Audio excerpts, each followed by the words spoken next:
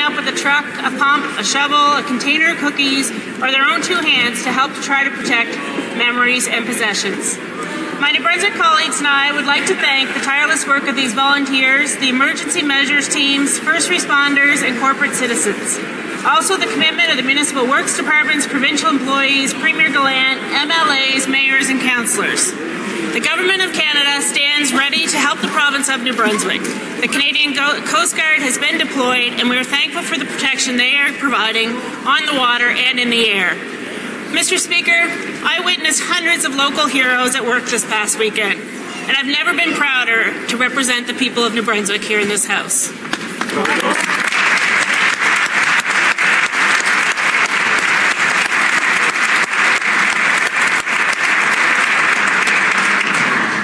Questions orales, oral questions, d'honorable député de Monsieur le Président, il n'y a qu'un libéral pour vanter les mérites d'une taxe.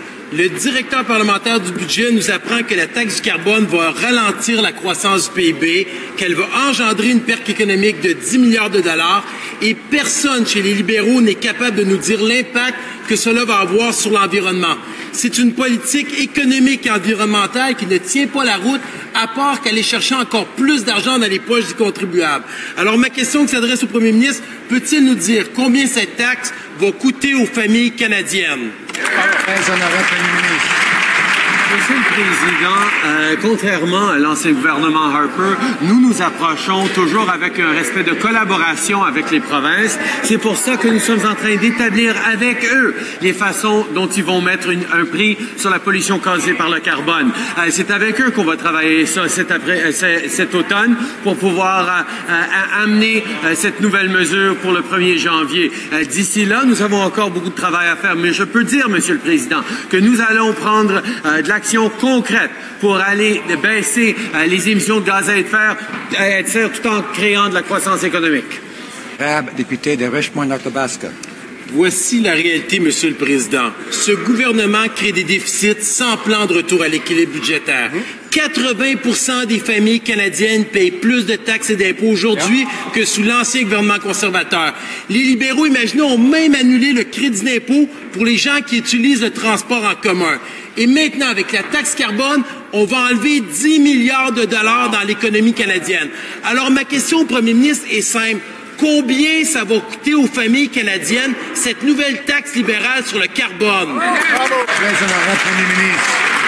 Comme d'habitude, Monsieur le Président, les conservateurs sont dans le champ. On s'est engagé aux Canadiens qu'on allait aider la classe moyenne et les Canadiens avaient un choix dans les dernières élections entre l'austérité et les coupures proposées par les conservateurs ou les investissements et l'aide pour la classe moyenne proposés par nous, les libéraux. Les Canadiens ont fait le bon choix parce qu'on a baissé les impôts pour la classe moyenne et on les a augmentés pour les 1% des mieux nantis. On a baissé les impôts pour les petites entreprises. On est en train de livrer une allocation canadienne aux enfants qui aide 9 familles sur 10 qui va sortir des centaines de milliers de jeunes de la pauvreté. The honourable member for Carleton. Mr. Speaker, our millionaire trust fund prime minister spent much of his life living in government-owned mansions, and now we learn that he has actually 2 mansions, one to prepare his meals and another for him to eat them in. At the same time, he says that British Columbians who are suffering under $1.60 liter gasoline prices need to make better choices. Doesn't he think it's just a little bit hypocritical to charge more taxes to middle-class Canadians while he lives in the lap of luxury at their expense? Well, Prime Minister. Mr. Speaker, I'm pleased to see the Conservatives bring up British Columbia because that's a jurisdiction that for almost 10 years has had a price on carbon pollution that has led to concrete positive outcomes in terms of reducing greenhouse gas emissions and has created amongst the strongest growth across the country in the economy. That's demonstration that taking real action on climate change, which is something that they refused to do for 10 years and continue to refuse to do, is actually the way to create a strong economy and better opportunities for all Canadians. Honourable member for Carleton. Well, British Columbia is also the place with the highest gas prices, in part due to the existing carbon tax, a tax this Prime Minister wants to further raise. He promised not to raise taxes on the middle class, and he promised openness by default.